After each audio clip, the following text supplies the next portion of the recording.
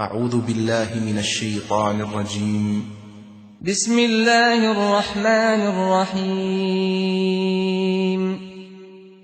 الحمد لله الذي أنزل على عبده الكتاب ولم يجعل له عوجا قيما لينذر بأسا شديدا من لدنه ويبشر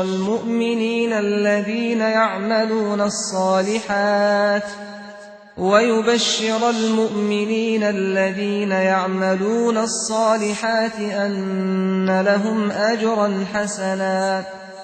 ماكثين فيه أبدا وينذر الذين قالوا اتخذ الله ولدا ما لهم به من علم ولا لآبائهم كبرت كلمة تخرج من أفواههم إن يقولون إلا كذبا فلعلك باخع نفسك على آثارهم إن لم يؤمنوا بهذا الحديث أسفا إنا جعلنا ما على الأرض زينة لها لنبلوهم أيهم أحسن عملا وإنا لجاعلون ما عليها صعيدا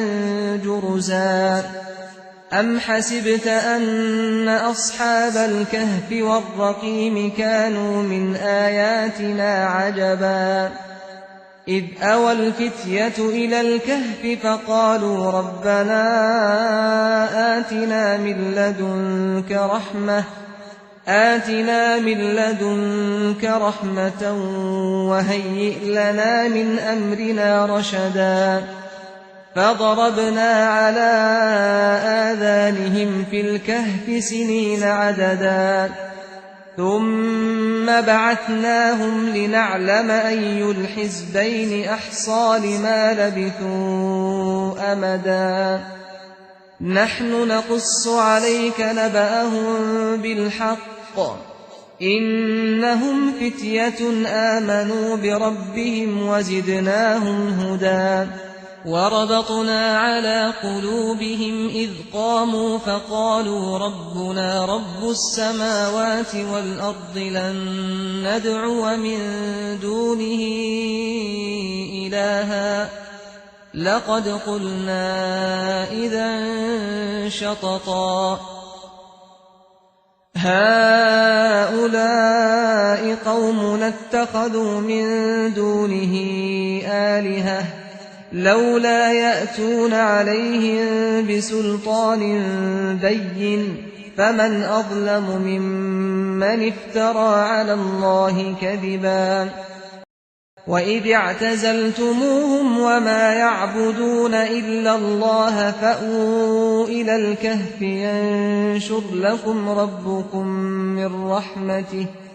ينشر لكم ربكم من رحمته ويهيئ لكم من أمركم مرفقا وترى الشمس إذا طلعت تزاور عن كهفهم ذات اليمين وإذا غربت تقرضهم ذات الشمال وهم في فجوة منه ذلك من آيات الله من يهد الله فهو المهتد ومن يضلل فلن تجد له وليا مرشدا وتحسبهم أيقاظا وهم رقود ونقلبهم ذات اليمين وذات الشمال وكلبهم باسط ذراعيه بالوصيد لو اطلعت عليهم لوليت منهم فرارا ولملئت منهم رعبا وكذلك بعثناهم ليتساءلوا بينهم قال قائل منهم كم لبثتم قالوا لبثنا يوما أو بعض يوم قالوا ربكم أعلم بما لبثتم فابعثوا أحدكم بورقكم هذه إلى المدينة فلينظر أيها أزكى طعاما فليأتكم برزق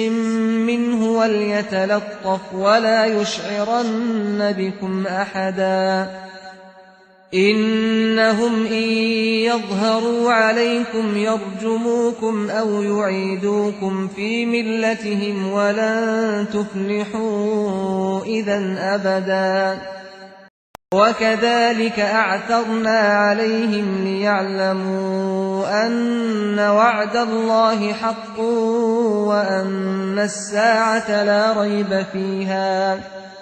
وأن الساعة لا ريب فيها إذ يتنازعون بينهم أمرهم فقالوا ابنوا عليهم بنيانا ربهم أعلم بهم قال الذين غلبوا على أمرهم لنتخذن عليهم مسجدا سيقولون ثلاثة رابعهم كلبهم ويقولون خمسة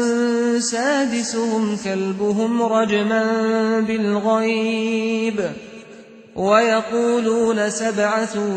وثامنهم كلبهم قل ربي أعلم بعدتهم ما يعلمهم إلا قليل فلا تمار فيهم إلا مراء ظاهرا ولا تستفت فيهم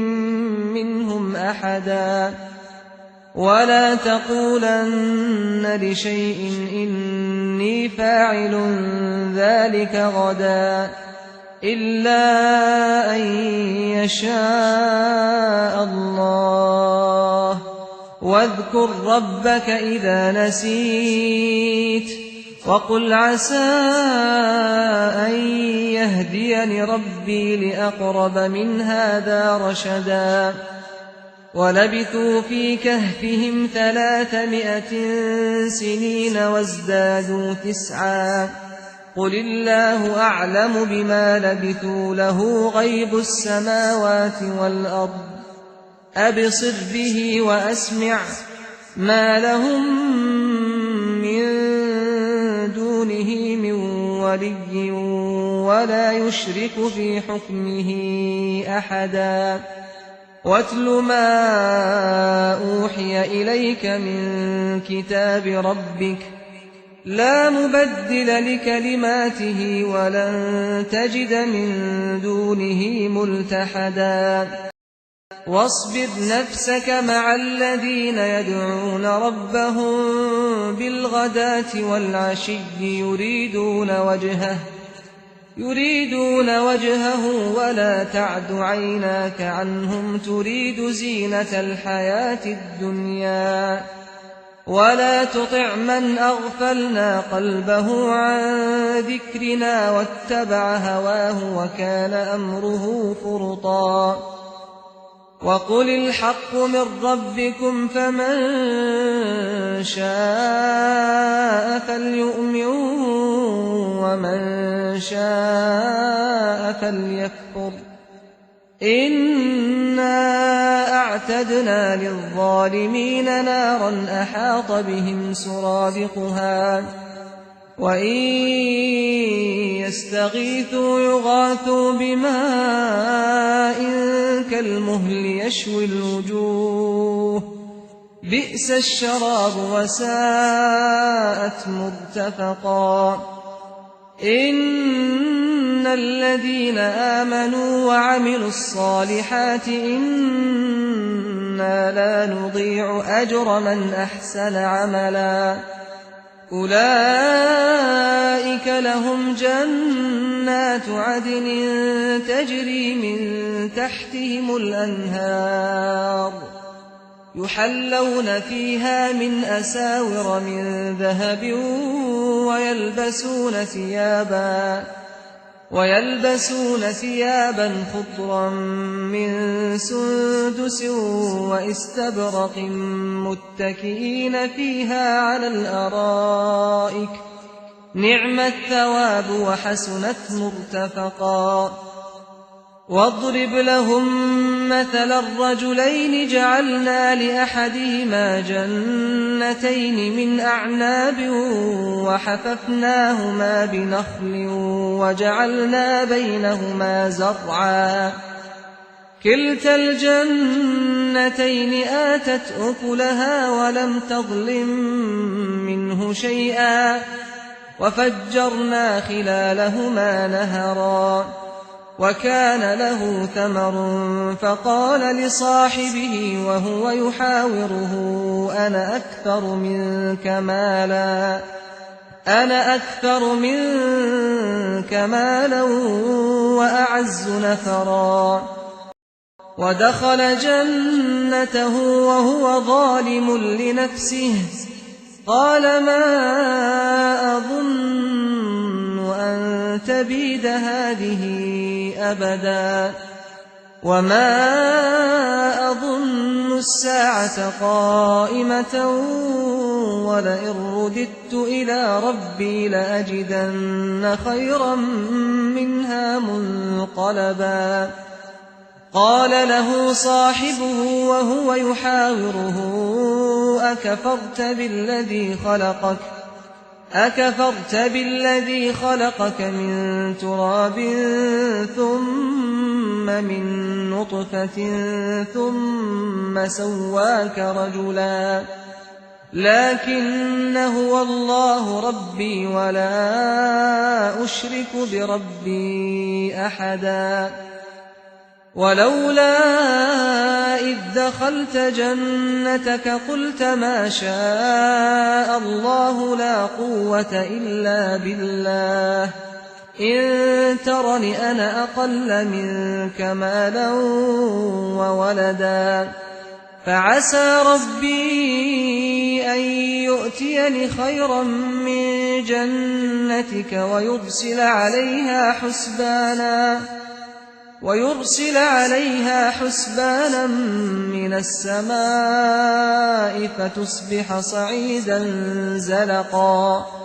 أو يصبح ماؤها غورا فلن تستطيع له طلبا وأحيط بثمره فأصبح يقلب كفيه على ما أنفق فيها وهي خاوية على عروشها ويقول يا ليتني لم أشرك بربي أحدا ولم تكن له فئة ينصرونه من دون الله وما كان منتصرا هنالك الولاية لله الحق هو خير ثوابا وخير عقبا واضرب لهم مثل الحياة الدنيا كماء أنزلناه من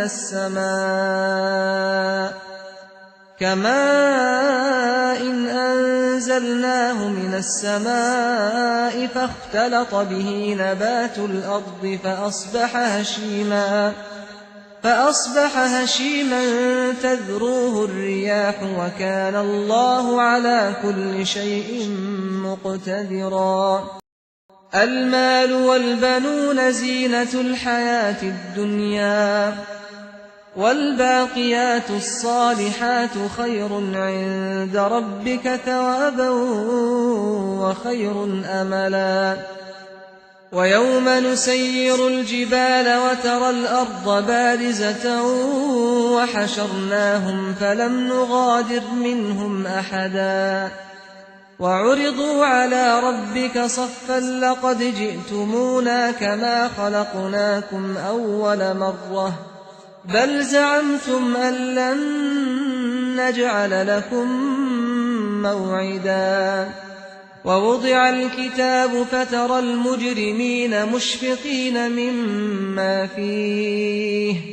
ويقولون يا ويلتنا ما لهذا الكتاب لا يغادر صغيرة ولا كبيرة إلا أحصاها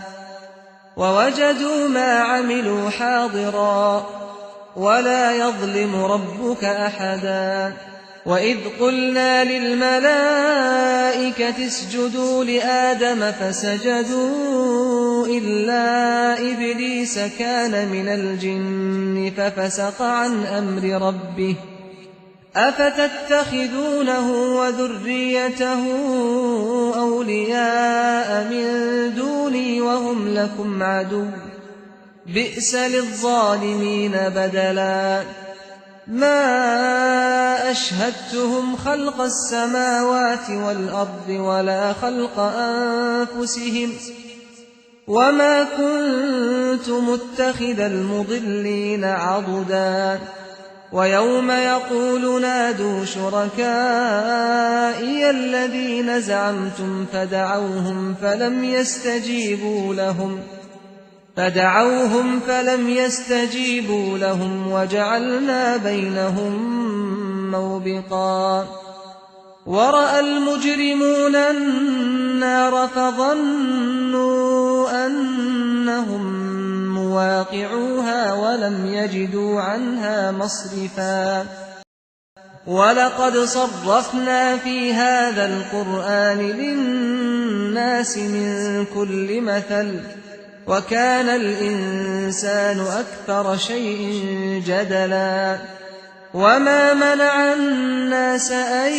يؤمنوا إذ جاءهم الهدى ويستغفروا ربهم إلا أن تأتيهم سنة الأولين أو يأتيهم العذاب قبلا وما نرسل المرسلين إلا مبشرين ومنذرين ويجادل الذين كفروا بالباطل ليدحضوا به الحق واتخذوا آياتي وما أنذروا هزوا ومن أظلم ممن ذكر بآيات ربه فأعرض عنها ونسي ما قدمت يداه إنا جعلنا على قلوبهم أكنة أن يفقهوه وفي آذانهم وقرا وإن تدعهم إلى الهدى فلن يهتدوا إذا أبدا وربك الغفور ذو الرحمة لو يؤاخذهم بما كسبوا لعجل لهم العذاب بل لهم موعد لن يجدوا من دونه موئلا وتلك القرى أهلكناهم لما ظلموا وجعلنا لمهلكهم موعدا وإذ قال موسى لفتاه لا أبرح حتى أبلغ مجمع البحرين أو أمضي حقبا فلما بلغا مجمع بينهما نسيا حوتهما فاتخذ سبيله في البحر سربا فلما جاوزا قال لفتاه آتنا غداءنا لقد لقينا من سفرنا هذا نصبا قال أرأيت إذ أوينا إلى الصخرة فإني نسيت الحوت وما أنسانيه إلا الشيطان أن أذكره واتخذ سبيله في البحر عجبا قال ذلك ما كنا نبغي فارتدا على آثارهما قصصا فوجدا عبدا من عبادنا آتيناه رحمة من عندنا وعلمناه من لدنا علما قال له موسى هل أتبعك على أن تعلمني مما علمت رشدا قال إنك لن تستطيع معي صبرا وكيف تصبر على ما لم تحط به خبرا قال ستجدني إن شاء الله صابرا ولا أعصي لك أمرا قال فإن اتبعتني فلا تسألني عن شيء حتى أحدث لك منه ذكرا فانطلقا حتى إذا ركبا في السفينة خرقها قال أخرقتها لتغرق أهلها لقد جئت شيئا إمرا قال ألم أقل إنك لن تستطيع معي صبرا قال لا تؤاخذني بما نسيت ولا ترهقني من أمري عسرا فانطلقا حتى إذا لقيا غلاما فقتله قال أقتلت نفسا زكية بغير نفس لقد جئت شيئا نكرا قال ألم أقل لك إنك لن تستطيع معي صبرا قال إن سألتك عن شيء بعدها فلا تصاحبني قد بلغت من لدني عذرا فانطلقا حتى إذا أتيا أهل قرية استطعما أهلها فأبوا أن يضيفوهما فوجدا فيها جدارا يريد أن ينقض فأقامه قال لو شئت لاتخذت عليه أجرا قال هذا فراق بيني وبينك سأنبئك بتأويل ما لم تستطع عليه صبرا أما السفينة فكانت لمساكين يعملون في البحر فأردت أن أعيبها وكان وراءهم ملك يأخذ كل سفينة غصبا وأما الغلام فكان أبواه مؤمنين فخشينا أن يرهقهما طغيانا وكفرا فأردنا أن يبدلهما ربهما خيرا منه زكاة وأقرب رحما وأما الجدار فكان لغلامين يتيمين في المدينة وكان تحته كنز لهما وكان أبوهما صالحا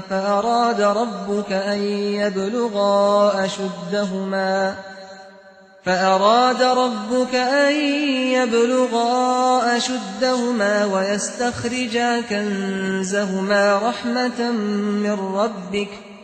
وما فعلته عن أمري ذلك تأويل ما لم تستع عليه صبرا ويسألونك عن ذي القرنين قل سأتلو عليكم منه ذكرا إنا مكنا له في الأرض وآتيناه من كل شيء سببا فأتبع سببا حتى إذا بلغ مغرب الشمس وجدها تغرب في عين حمئة ووجد عندها قوما قلنا يا ذا القرنين إما أن تعذب وإما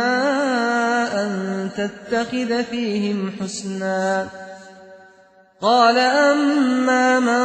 ظلم فسوف نعذبه ثم يرد إلى ربه فيعذبه عذابا نكرا وأما من آمن وعمل صالحا فله جزاء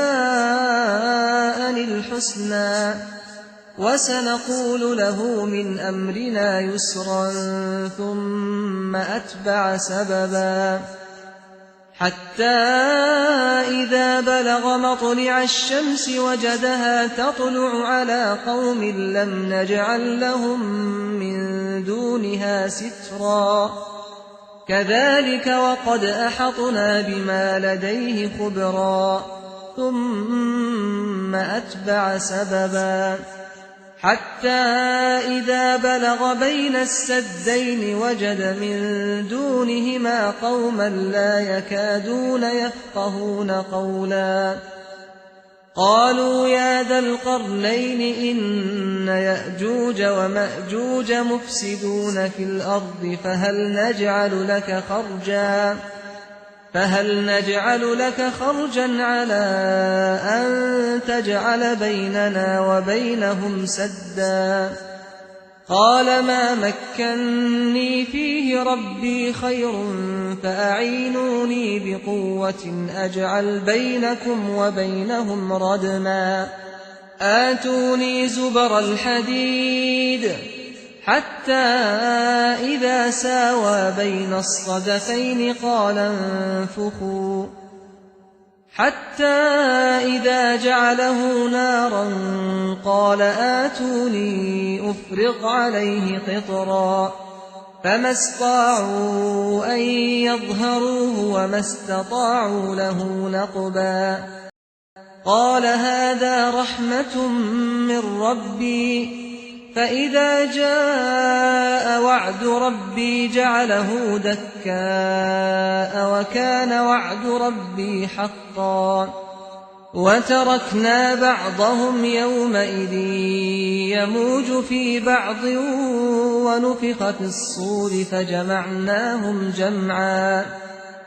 وعرضنا جهنم يومئذ للكافرين عرضا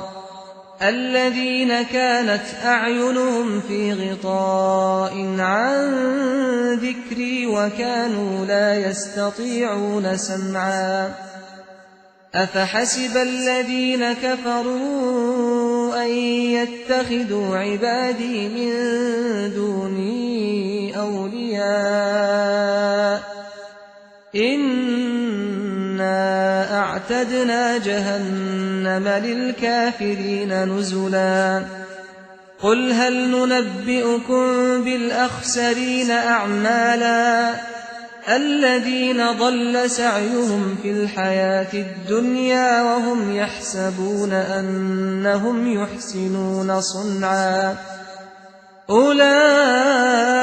الذين كفروا بآيات ربهم ولقائه فحبطت أعمالهم فلا نقيم لهم يوم القيامة وزنا ذلك جزاؤهم جهنم بما كفروا واتخذوا آياتي ورسلي هزوا إن الذين آمنوا وعملوا الصالحات كانت لهم جنات الفردوس نزلا خالدين فيها لا يبغون عنها حولا قل لو كان البحر مدادا لكلمات ربي لنفد البحر قبل أن تنفد كلمات ربي ولو جئنا بمثله مددا قل إنما أنا بشر مثلكم يوحى إلي أنما إلهكم إله واحد فمن كان يرجو لقاء ربه فليعمل عملا صالحا ولا يشرك بعبادة ربه أحدا